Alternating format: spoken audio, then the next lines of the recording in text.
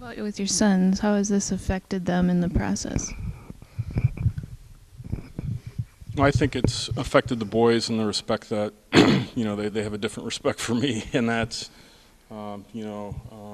it's been a good thing and a bad thing at the same time, where they're cautious of what we have to do, because we have to be very careful about my risk to infection. Right now I have no immune system. I haven't had one for some months, and have to be very careful what I do, what I touch, and the same thing for them, and they've been very appreciative and understanding of that. And also, if there's things that I need, they'll take care of that, and that's done without complaining, which is, to teenagers, it's difficult for them to respond that way, but they do, so it's been good. They are cautious, though. They're cautious not only how they handle their father, but cautious with how to take everything in. They're not exactly sure, to be honest, of what the next step is. Even though I try to keep them informed, they're just a little cautious about where this is all going. They're not big on going to the hospital.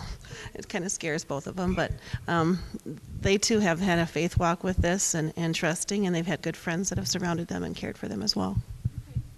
And now what's coming up? We know you have the bone marrow transplant. Will you have any communication with this gentleman? And well, the way the donor program works, I will not be able to have any communication, direct communication, for about a year. Okay. And they do that for a number of different reasons, and that's to protect me and to protect that person.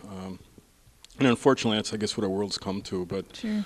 I can send a thank you note right away, and they'll send that along to them, but I can't have any information as far as where it came from. Sure. and who I am. But the fact that this person's doing it is it's a difficult thing, because I've given my own marrow. I know what they have to do. Right. And for somebody to do that for a complete stranger it's an incredible gift. It's an amazing story. It'll be interesting to see how that unfolds in the future. Mm-hmm. Why don't you tell them what they have to do? Oh, the process of donating.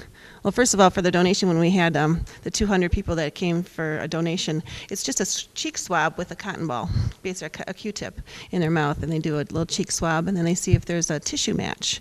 And then from that...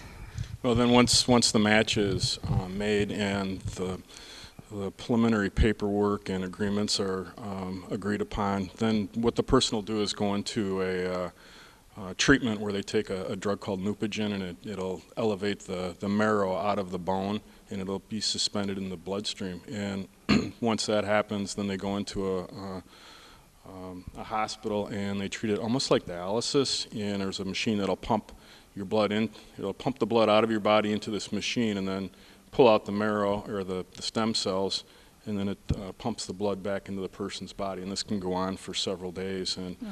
in a usual harvest, they'll pull somewhere around 10 million cells and save those for transplant at a later date. But you sit basically motionless for the better part of a day with these tubes coming out of your body and pumping, and it's a little bit uncomfortable, but compared to what they had to do in the past, it's a very easy step as compared to just pulling the marrow out of the bone. Okay, and then you have an official date that this is going to happen? Yeah, it's going to happen on December 8th. So I'll be going through conditioning a week after Thanksgiving, and I start my conditioning, which would be chemotherapy, and very mild chemotherapy this time, and Okay. then mild full body radiation, and then we'll take the stem cells and we go from there.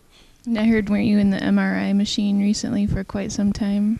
Well, that's one of the tests that they have to do to make sure that you're still in remission and see what the disease has done to you. And I've been, I bet you I've got probably about 5 hours in the MRI machine now. And, He glows in the dark at night? Yeah, just about. Exactly. That was very hard on him, though. The MRI was probably one of the hardest Yeah, procedures. that's a 2-hour test where you're motionless in this machine, and that wears on you.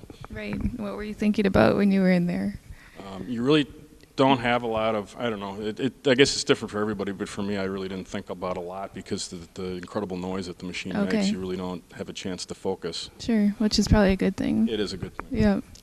Mary, you want to share any further parts with this? Well, I just don't. Recently, Steve's had an opportunity to talk to some other people that have had multiple myeloma as well. He went to a conference and ran into a young man that was about his age. This is usually a disease of people who are in their 70s or 80s, and so for someone to be 50 to have this, it's very rare. And he ran into a man and was able to talk to him and kind of bring comfort to him as well, and just show how God has been working in his life and healing him as well. And I just recently ran into that person just a week or two ago, and they're doing very well. And I guess for them, as I entered into the process when I transferred my own cells, the concern and the question, because you can read all the literature and understand what everybody's story is, but once you go through it, then you really know. And they were very successful with what they went through as far as the process. So it was good to see that it was a good transfer. Right. Well, I just thank you both for continuing to sow, into the kingdom, sharing your story, and we'll be praying for you on December 8th, and we're going to ask for all our viewers to join in prayer for the young gentleman in Germany, who's donating his bone marrow, and for Steve, and so many other people. But specifically, we lift you up in prayer, and we'll ask our prayer warriors to join us in that and continue to follow your story.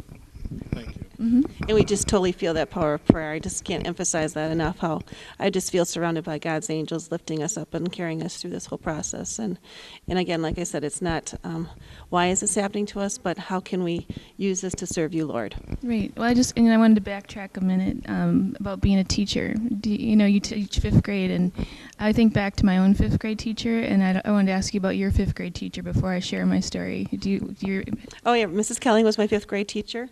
I went to Elm Grove Lutheran School, and I can tell you every one of my teachers that I had throughout my whole life because they've made such an impact on my life.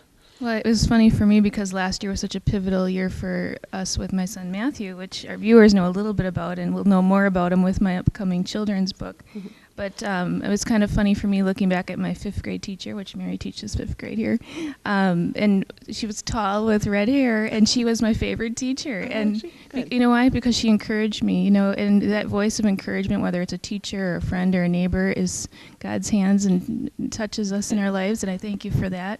It totally is, and I was always going to be a vet. Or well, you do that kind of at home. Yeah, God had different plans for me. I was going to go down that science road, and he made a U-turn there and said, no, I want you to be a teacher. And so I went to be a teacher, and I got not only a degree in elementary ed, but in special ed, and I know God has used both of those to help kids who need some extra help, and I just think it's a wonderful opportunity to encourage children.